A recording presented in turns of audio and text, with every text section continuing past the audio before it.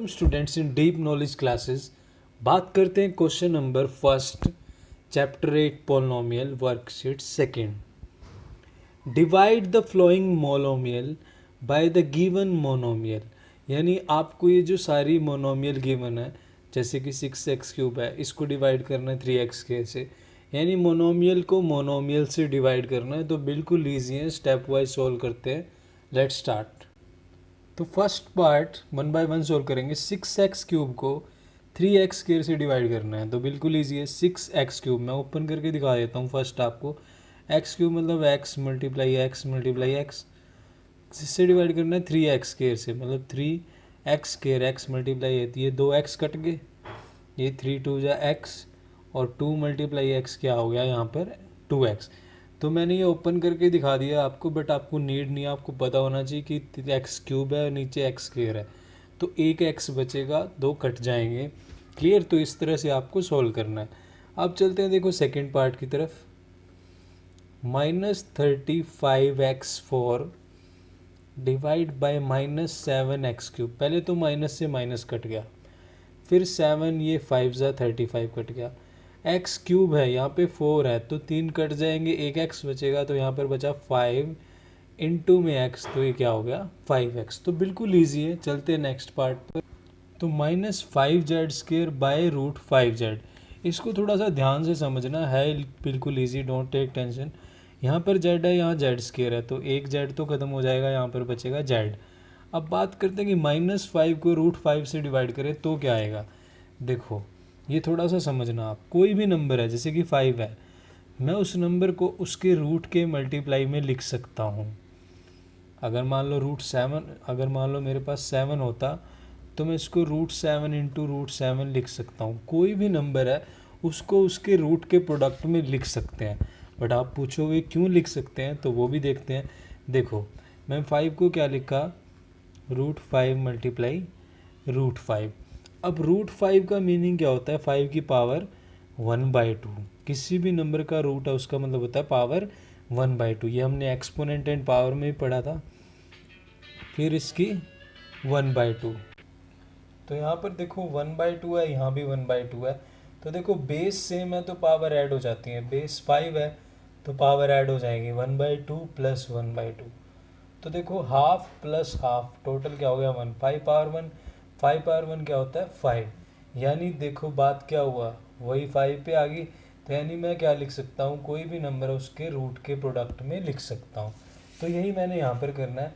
यहाँ पर -5 है, तो -5 को मैं क्या लिखूँगा, √5 अपॉन √5, ये डिवाइड बाय √5 है। देखो यहाँ से तो मेरे पास z आ गया, यहाँ से देखते हैं, एक √5 कैंसिल हुआ, तो यहाँ पे माइनस का √5 बच गया। ये थी इसकी एक्सप्लेनेशन, तो ये हुआ इसका आंसर। क्लियर? अब चलते हैं नेक्स्ट पार्ट की तरफ। तो 16p4 divide by -6p²। p4 है भाई, यहाँ पे p² है, तो देखो 2 तो कट गए, यहाँ पे बचेगा p²। अब यहाँ पर 16 है, यहाँ पे 6 है, तो 2 8 जा 16, 2 3 जा 6, 8/3। यहाँ पर माइनस है, प्लस माइनस माइनस, तो माइनस के 8/3। तो ये हुआ आपका आंसर। चलते हैं नेक्स्ट पार्ट की तरफ। फिफ्थ पार्ट करते हैं। देखो 4√2y³ अपॉन 3√2y²। तो ये √2 से तो √2 कैंसिल, y³ है और यहाँ पर y² है, तो यहाँ पर बचेगा एक y, और यहाँ 4/3। तो ये आपका हुआ आंसर फिफ्थ पार्ट का। चलते हैं सिक्स पार्ट की तरफ। तो 3/4 p² अपॉन 4/3 p²। ये p² से तो p² कटा। अब बचा 3/4 डिवाइड बाय 4/3। तो जब भी फ्रैक्शन को डिवाइड से मल्टीप्लाई में लेके जाते हैं, फ्रैक्शन क्या हो जाता है, रिवर्स। ये 4/3 है, ये क्या हो जाएगा 3/4, जब ये मल्टीप्लाई में होगा। तो 3 3 जा 9, 4 4 जा 16।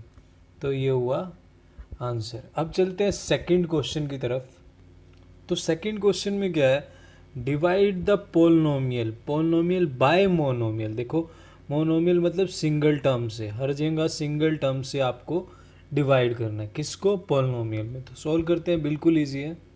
तो सेकंड का फर्स्ट पार्ट, इस पोलिनोमियल को इससे डिवाइड करना है। तो देखो डिवाइड में ये मोनोमियल है, अब ये मोनोमियल इसकी हर एक टर्म को डिवाइड करेगी, इसको भी और इसको भी। ये पूरे के डिवाइड में है, इसका मतलब ये है कि ये हर एक टर्म को डिवाइड कर सकती है। ठीक है, तो हम क्या लिखेंगे, तो मैं इसको ओपन करके लिखूं तो यहाँ पे लिखूंगा 6x4 डिवाइड बाई -3x²। ये इसको भी डिवाइड कर रही है, फिर -24x³ अपॉन -3x², ये इसको भी डिवाइड कर रही है, plus 15x² upon -3x² plus 9 upon -3x²। मतलब ये जो मोनोमियल है इसकी हर एक टर्म को डिवाइड कर रही है। इसका मतलब ये है होल के नीचे डिवीजन है तो अलग अलग भी सबको डिवाइड कर सकते हैं। आगे सोल्व करते हैं। तो अब आप ये सोच के चलो कि आपने पहले क्वेश्चन में जो किया था मोनोमियल को मोनोमियल से डिवाइड करना है। ठीक है ना, कंसेप्ट पे चलते हैं। तो अब देखो बिल्कुल सिंपल है, ये x² है, यहाँ x4 है, तो यहाँ से बचेगा x², यहाँ 3 2 जा 6 बचेगा और प्लस माइनस माइनस बचेगा। तो पहला तो ये हुआ।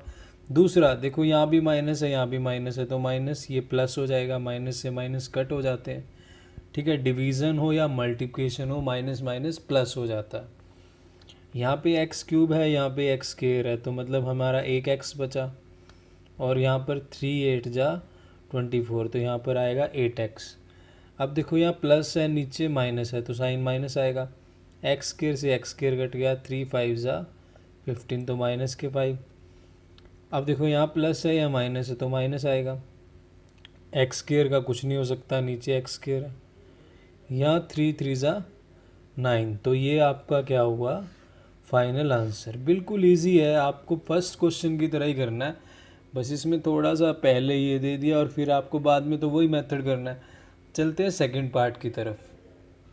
तो देखो अब आपको इस पोलिनोमियल को 2x से डिवाइड करना है, मतलब ये सारा इसकी हर एक टर्म को डिवाइड कर सकता है। मैंने वैसे ही ओपन करके लिख दिया। अब वही फंडा जो लास्ट क्वेश्चन में किया था, ये x से x कटा, ये 2 6 जा 12, तो ये माइनस का 6 आया, दोनों प्लस है, प्लस साइन आएगा। x² है, यहाँ पर x है, तो एक x बच जाएगा ऊपर। यहाँ पर 2 है, यहाँ पर 22 है, 2 1 जा 2, 2 1 जा 2, यहाँ पर 11x बच गया। यहाँ माइनस है तो साइन यहाँ नीचे प्लस है, यानी कुछ नहीं है तो प्लस है, तो साइन तो देखो माइनस ही आएगा, माइनस लिखा हुआ है। यहाँ पर x है, या x³ है, तो एक x के ऊपर बच गया, 2 8 जा 16, यहाँ पर 8 बचा। ये 2 2 जा 4 हो गया, ऊपर बचा प्लस के 2 और नीचे बचा x, तो ये होगा आपका फाइनल आंसर। अब चलते हैं थर्ड पार्ट की तरफ।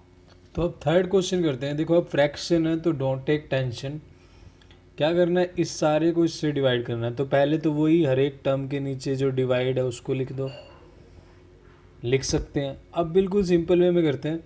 देखो यहाँ Z4 है, यहाँ पे Z है, तो यहाँ पर बचेगा एक Z³ अब 2/3 और 1/3 जब डिवाइड करेंगे, 2/3 को 1/3 से जब डिवाइड करूँगा तो जब भी डिवीज़न से मल्टीप्लिकेशन में जाता है फ्रैक्शन हो जाता है रिवर्स, तो ये हो जाएगा 3/1, तीसरे 3 कैंसिल और ये 2/1 क्या हो जाएगा 2। तो यहाँ पर मैं क्या लिख सकता हूँ 2Z³। यहाँ पर साइन माइनस है तो माइनस, 1/3 और 1/3 कैंसिल, एक Z है ऊपर Z² है तो एक Z बच गया माइनस Z। यहाँ पर देखो, यहाँ पर डिवीज़न में क्या है मेरे पास, नीचे क्या है मेरे पास Z, साइन माइनस रहेगा, 1/1/3। देखो 1/1/3, तो जब मैं मल्टीप्लाई में लेके चलूँगा तो 3/1 हो जाएगा, तो 1 × 3 3। तो यहाँ पर क्या आ जाएगा, ऊपर आएगा 3, ये Z क्या रहेगा, ये तो डिनोमिनेटर में ये नीचे रहेगा, तो ये हो गया आपका आंसर। अब चलते हैं इसका फोर्थ पार्ट की तरफ। नंबर फोर्थ, आपके पास ये पोलिनोमियल है, आपको डिवाइड करना है -2√2 क्या² से। तो पहले वही स्टेप करते हैं, सब हर एक टर्म के नीचे मैं ये लिख सकता हूँ, मैंने ये लिख दिया जैसा कि लास्ट क्वेश्चन में किया था। अब क्या करते हैं, इसको हम डिवाइड करते हैं। बिल्कुल सिंपल है, देखो ये √2 से ये √2 कैंसिल, ये 2 से ये 2 कैंसिल, यहाँ पर माइनस है ऊपर प्लस है तो साइन आया माइनस। यहाँ क्या 4 है, यहाँ क्या² है, तो क्या बच गया क्या²।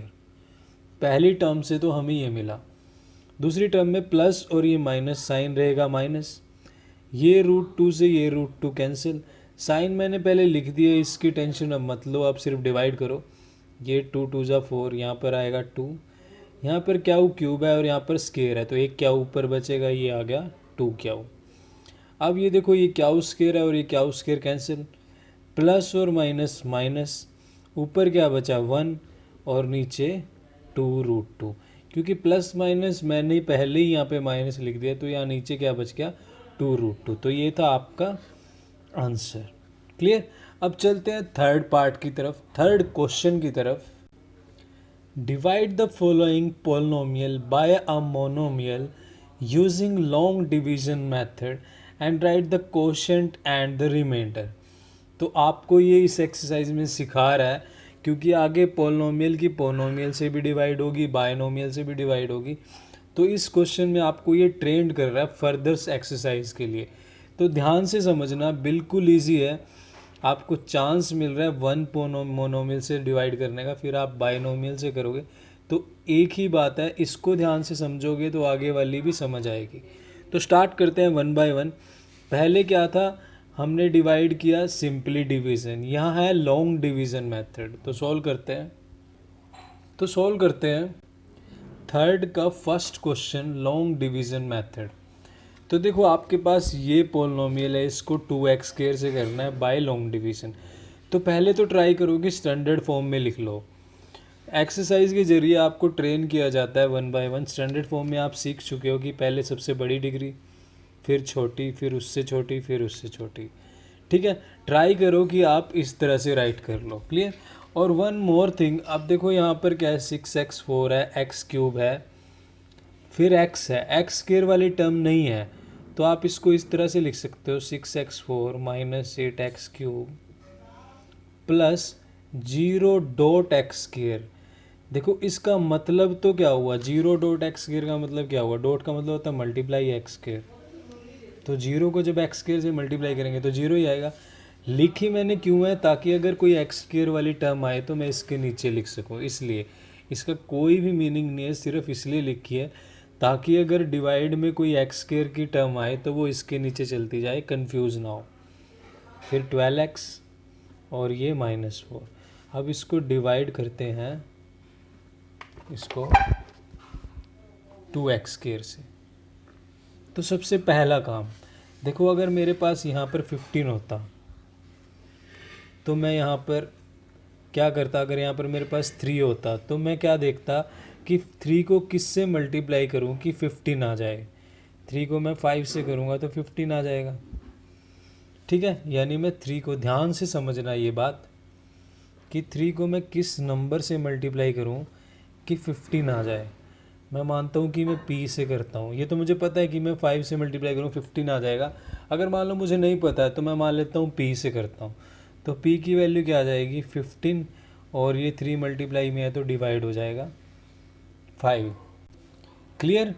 तो यही क्वेश्चन, यही कंसेप्ट आपने न्यूमेरिकली इसमें यूज़ करना है।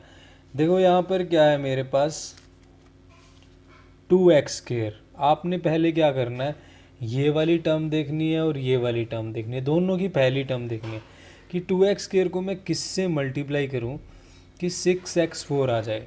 अब अगर आपको नहीं समझ आ रहा तो आप क्या करो, अगर मान लो p से मल्टीप्लाई करें, p की वैल्यू निकालनी है तो इससे डिवाइड करेंगे। आपको नहीं समझ आ रहा किससे मल्टीप्लाई करें, तो आप क्या करो, इस नंबर को इससे डिवाइड कर दो। 2 3 जा 6, x² ऊपर x4 है तो x², यानी 3x²। आप वैसे भी देखोगे, अगर 3x² से मल्टीप्लाई करेंगे 2 3 जा 6, x² की x² से x4, यानी अगर मैं 3x² से मल्टीप्लाई करूं तो मेरे पास 6x4 आता है। या तो आपको डायरेक्ट पता हो या आप डिवाइड करके देख लो। तो यहाँ पर मैं क्या लिखूँगा 3x², तो यहाँ पर आ जाएगा 6x4। उसके बाद क्या करते हैं, साइन चेंज, ये प्लस है तो ये माइनस और ये होगी कैंसिल।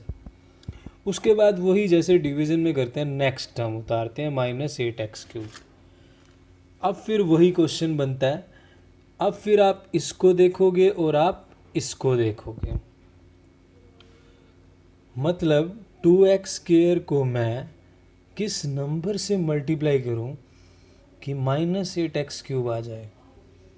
आपको नहीं समझ आ रहा तो आप क्या करो, इसको इससे डिवाइड कर लो, -8x³ अपॉन 2x², 2 4 जा 8, ये -4 x² है और यहाँ पे x³ है तो एक x बच गया तो -4x। वैसे भी आप देखोगे तो -4x से करोगे, 2 4 जा 8, माइनस का साइन है -8, x² इंटू x³ अगर आपको डायरेक्ट पता लग रहा है तो डायरेक्ट कर लो, नहीं पता लग रहा है तो आप क्या करो, डिवाइड करके देख लो, जो बचा उससे मल्टीप्लाई करना है। आप डिवाइड किससे करेंगे, जिस पर पहुंचना है और जिससे पहुंचना है, डिवाइड करके देख लो, उससे हम मल्टीप्लाई करेंगे। तो यहाँ पे देखो मैंने डिवाइड करके देखा तो -4x आया, तो यहाँ पर मैं लिखूँगा -4x, तो यहाँ आ गया मेरे पास -8x³। अब साइन चेंज, ये भी हुआ कट। अब नेक्स्ट टर्म उतारेंगे, नेक्स्ट टर्म देखो क्या है, 0x² है, 0.x² है। अगर पोलिनोमियल से डिवाइड करते फिर आपको इसकी ज़रूर नीड पड़ती, मोनोमियल से कर रहे हैं शायद इसकी नीड ना पड़े, क्योंकि मोनोमियल से सिंगल सिंगल टर्म हम डिवाइड कर रहे हैं। आगे एक्सरसाइज में आपको नीड पड़ेगी कि अगर कोई टर्म मिस है तो उसकी जगह आप 0 मल्टीप्लाई करके वो टर्म लिख सकते हो, ताकि आप कंफ्यूज ना हो। तो देखो इसको तो छोड़ो, इसकी तो कोई नीड नहीं है, 12x को उतारते हैं, +12x। अब यहाँ पर आया 12x, तो 12x और यहाँ पर x² है, जब डिग्री लेस हो जाएगी तब डिवाइड नहीं होगा। यहाँ पर -4 हम फिर उतार देंगे, तो ये हमारा बच जाता है रिमाइंडर, ये हमारा होता है कोशेंट, ये है हमारा डिवीज़र और ये है हमारा डिविडेंड। तो देखो ये अब आगे डिवाइड होगा, नहीं होगा, क्योंकि यहाँ पे x² है, यहाँ पे x है, जब भी डिग्री लेस होगी तो डिवाइड नहीं होगा, ठीक है ना। तो ये आपका रिमाइंडर आ गया, ठीक है। तो इस तरह से आपको करना है, इसकी नीड नहीं पड़ी हमें, बट नेक्स्ट एक्सरसाइज में नीड पड़ेगी, तो आप लिख सकते हो, इससे इम्प्रेशन आपका पड़ेगा एग्जामिनर के ऊपर कि आपको नॉलेज है। अब चलते हैं नेक्स्ट क्वेश्चन की तरफ। देखो अब इसको इससे डिवाइड करना है, ये ऑलरेडी स्टैंडर्ड फॉर्म में है, ठीक है, तो वही सॉल्व करते हैं, बिल्कुल ईजी है। पहले ये फर्स्ट टर्म देखनी है और ये फर्स्ट टर्म देखनी है, कि मतलब मैं x5 को किससे मल्टीप्लाई करूं कि 5x10 आ जाए। नहीं समझ में आ रहा तो आप क्या करो, 5x10 को डिवाइड कर दो x5 से, तो यहाँ पर तो 5 आएगा, यहाँ 10 है, यहाँ 5 है, तो x5 बच जाएगा, तो यहाँ पर आ जाएगा 5x5। तो आप वैसे भी देखोगे x5 इंटू x5 x10 और 5 यहाँ पर, तो यानी आपको पता लगा कि 5x5 से मल्टीप्लाई करूँ तो ये आएगा। या तो आप डायरेक्ट ऐसे देख लो या आप डिवाइड करके देख लो, जैसे आपको इजी लगे। तो यहाँ पे मैं लिखूँगा 5x5, तो यहाँ पर आ जाएगा 5x10, और अब साइन चेंज, ये हो गया कट, क्लियर। अब उतारते हैं नेक्स्ट टर्म, नेक्स्ट टर्म है -9x8, तो अब फिर चलते हैं -9x8, तो मैं x5 को किससे मल्टीप्लाई करूं कि -9x8 आ जाए, मुझे समझ नहीं आ रहा, तो क्या करते हैं, डिवाइड कर लो, -9x8 अपॉन x5, तो ये -9 तो एज इट इज़, यहाँ 8 है, यहाँ 5 है, तो यहाँ पे x3 हो जाएगा। तो यानी यहाँ पे अगर मैं 9x3 से मल्टीप्लाई करता हूँ तो 8 ही आएगा। देखो x5 और x3 x8 -9, ठीक है, तो यानी -9x3 से मल्टीप्लाई करूँगा तो -9x8 आ जाएगा। तो यहाँ पे लिखूँगा -9x3। आप प्रैक्टिस करोगे तो स्टार्टिंग में आपको डायरेक्ट पता लग जाएगा कि किससे मल्टीप्लाई करें, अदरवाइज़ आप डिवाइड करके भी कर सकते हो। तो यहाँ पर हुआ -9x8, तो साइन चेंज यहाँ पर प्लस, ये हो गया कैंसिल। अब नेक्स्ट टर्म उतारते हैं -9x5, तो अब देखो x5 को किससे मल्टीप्लाई करूं कि -9x5 आ जाए। तो ये तो बड़ा सिंपल है यार, कि -9 से कर दूं तो -9x5 आएगा, इसमें कोई डिवाइड करने की नीड है ही नहीं आपको। तो यहाँ पे लिखता हूँ मैं -9, तो ये आ गया -9x5। तो ये प्लस ये हो गया कैंसिल।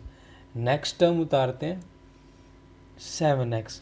अब देखो 7x यहाँ 5 डिग्री है, यहाँ 1 डिग्री है, अब नहीं डिवाइड होगा। जब डिग्री लेस हो जाए फिर डिवाइड नहीं होगा, तो ये आपका रिमाइंडर लिख दोगे आप, और इसको आप लिख दोगे कोशेंट। तो आपसे पूछा है कोशेंट एंड रिमाइंडर, तो आपको प्रेजेंटेशन अच्छी देनी है, तो आप कोशेंट को अलग से अच्छे से लिखो।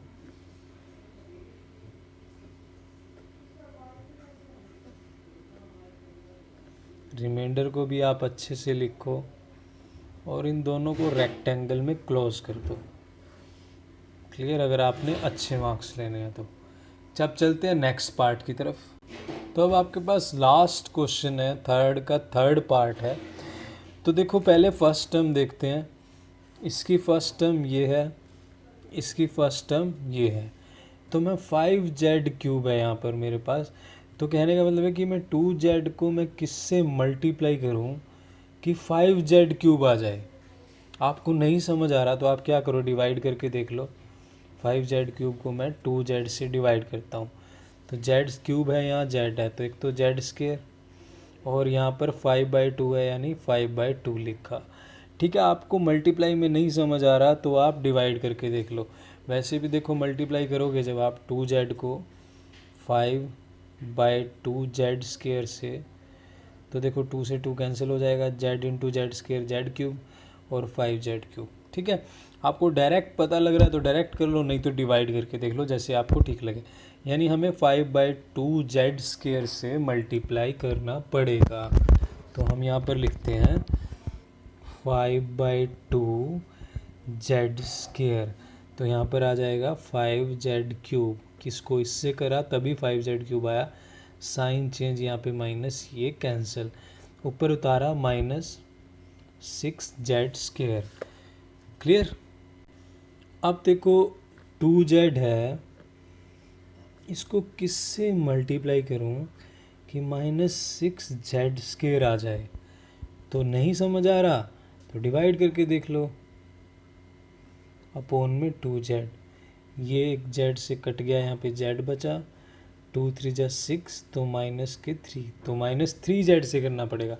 वैसे भी देखो -3z से करोगे, z इंटू z² 2 3 जा 6, -6, तो यानी आपको -3z से करना पड़ेगा। यहाँ लिखा मैंने -3z, तो यहाँ आ जाएगा -6z², और ये प्लस, क्लियर, साइन चेंज हो गया, ये कैंसिल, यहाँ बचा 0। ऊपर से उतारी next term 7z, next term उतारी मैंने 7z, यहाँ पे 0 बचा, ये 7z, आप थोड़ा इधर लिखना चाहते हो तो इधर लिख दो 7z। नेक्स्ट टर्म उतारी। अब देखो यहाँ 2z है, यहाँ 7z है, तो 2z को मैं किससे मल्टीप्लाई करूं कि 7z आ जाए। डिवाइड करके देख लेते हैं, 7z divide by 2z, z से z कैंसिल, तो ये 7/2। देखिए 7/2 से करें, देखो 7/2 से करोगे, 2 से 2 कैंसिल, 7 इंटू z, 7z ही आएगा। तो आंसर 7/2 से मल्टीप्लाई करना पड़ेगा। तो यहाँ पे लिखा प्लस 7/2। ये फ्रैक्शन से घबराना नहीं है, बस कंसेप्ट को ध्यान में रखना है। क्लियर। तो यहाँ पे आ गया 7z, ये माइनस, ये कट गया, ये 0। क्लियर। तो यानी आपके पास रिमाइंडर तो 0 आया, और कोशेंट आपके पास ये आया। So thank you very much. Video अच्छी लगे तो please like, share and subscribe.